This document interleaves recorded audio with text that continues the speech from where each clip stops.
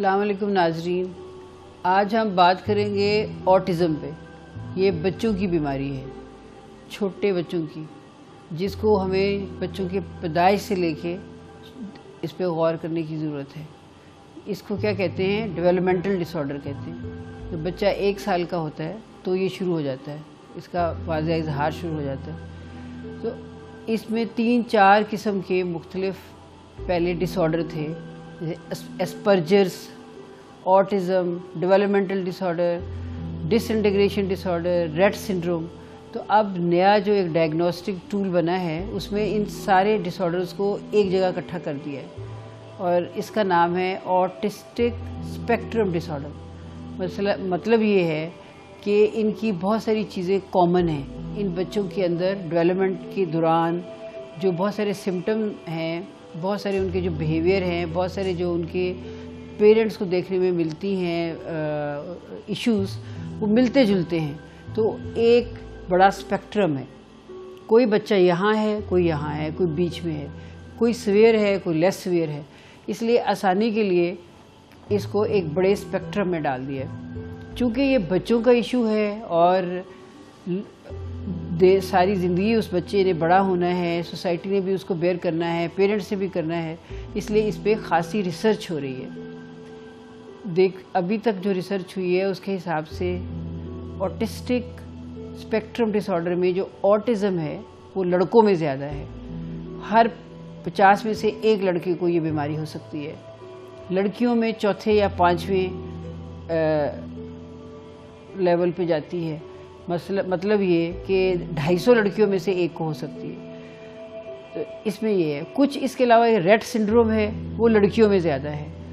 تو اس میں اندر تھوڑی سی جینیٹک ویریشنز ہیں۔ تو اس کے بارے میں سمجھنے کے لیے ضروری ہے کہ جب آپ پیرنٹس بچے کو پیدائش کے بعد فوری طور پہ دیکھتے ہیں تو اس کے ایک نارمل ڈیولپمنٹ ایک مائل سٹونز ہوتے ہیں کہ اس عمر میں اس نے بیٹھنا شروع کرنا ہے، اس عمر میں اس نے آپ کے کسی جیسچر کو رسپانس کرنا ہے۔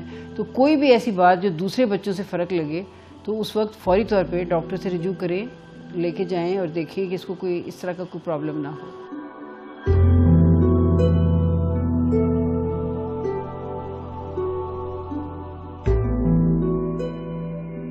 اس کی بڑی وجہ جینیٹکس ہے۔ جینیٹک پری ڈسپوزیشن کہتے ہیں، مطلب پیرنٹس کے اندر یہ ٹینڈنسی ہوتی ہے، لیکن اس کے ساتھ انوائرمنٹل فیکٹرز بھی افیکٹ کرتے ہیں۔ تو لہٰذا آپ کو پتہ ہے تقریباً بہت ساری بیماریوں کے بارے میں یہ کہا جاتا ہے جو کہ انوائرمنٹ اور جینیٹکس مل کے بیماری بناتے ہیں۔ جینیٹکس کا کیا مطلب ہے کہ دیکھنے میں یہ آیا ہے کہ 2 ٹوینس اگر ایک ہی پیرنٹس کے 2 بچے پیدا ہوتے ہیں اکٹھے، تو ایک کو اگر ASD ہے، آٹسٹک اسپیکٹرم ڈس آرڈر ہے، تو دوسرے میں 90% چانسز ہے کہ اس کو بھی ہو۔ لہٰذا اس کے اندر ملٹیپل جینز انوالو ہیں، اس جینز کی وجہ سے یہ بیماری نظر آتی ہے۔ لیکن یہ ضروری نہیں ہے کہ اس کی فیملی ہسٹری پازیٹیو ہو۔ بعض دفعہ فیملی ہسٹری بالکل نہیں ہوتی اور یہ بڑے انٹیلیجنٹ پیرنٹس کے بچے ہوتے ہیں۔ ان میں کیا ہم کہتے ہیں کہ random rare selection of gene ہو سکتی ہے۔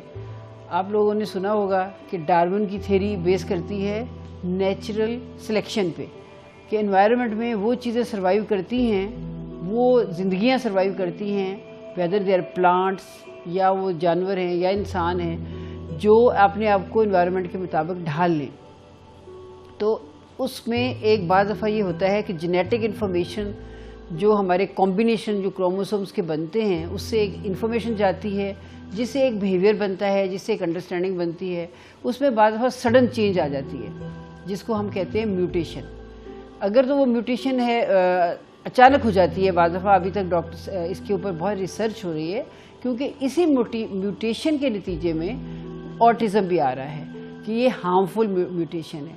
لیکن اگر یہ ہارمفل نہیں ہے، اپنے آپ کو انوائرمنٹ کے حساب سے ڈھال لیا ہے کسی انڈیویجول نے یا لائف نے، تو وہ سروائیو کر جاتی ہے۔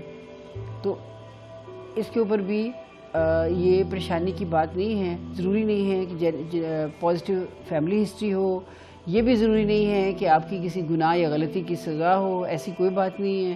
یہ جینیٹک کمبینیشنز ہیں، جینیٹک انفارمیشنز ہیں جس میں سڈن چینج آ سکتی ہے۔ اب اکیلی انوائرمنٹ میں کیا کہا جاتا ہے؟ انوائرمنٹ میں یہ کہا جاتا ہے کہ اگر پیرنٹس کی ایج زیادہ ہے، عمر زیادہ ہے، یا یہ کہ ماں پریگننسی کے دوران بیمار ہو گئی، کوئی اس کو وائرل انفیکشنز ہو گئی، یا اس کی نیوٹریشن لیول کم رہا، فولک ایسڈ کی کمی رہی، یا پھر یہ کہ بچے کے لیے جو بچہ ماں کے پیٹ میں ہے، ووم کے اندر ہے، جو ووم کے باہر کی انوائرمنٹ ہے وہ بھی انوائرمنٹ ہے، اس انوائرمنٹ میں کوئی گڑبڑ ہو سکتی ہے، کوئی اس نے ایسی دوا کھا لی ہے، کوئی ایسا کھانا کھا لیا ہے، تو یہ ساری چیزیں مل کے اس بچے کی انوائرمنٹ بناتے ہیں۔ تو لیکن یہ بھی دیکھنے میں آیا ہے کہ اس ساری انوائرمنٹ کے باوجود ضروری نہیں ہے کہ آٹزم ہو، اس کے باوجود بھی آٹزم بعض دفعہ نہیں ہوتا ہے، ایسا کوئی جینیٹک پرابلم نہیں ہوتا، لیکن بعض دفعہ بغیر اس انوائرمنٹ کے بھی ہو جاتا ہے۔ تو اس لیے اس کے اوپر ابھی بہت کچھ سوچنے سمجھنے کی ضرورت ہے۔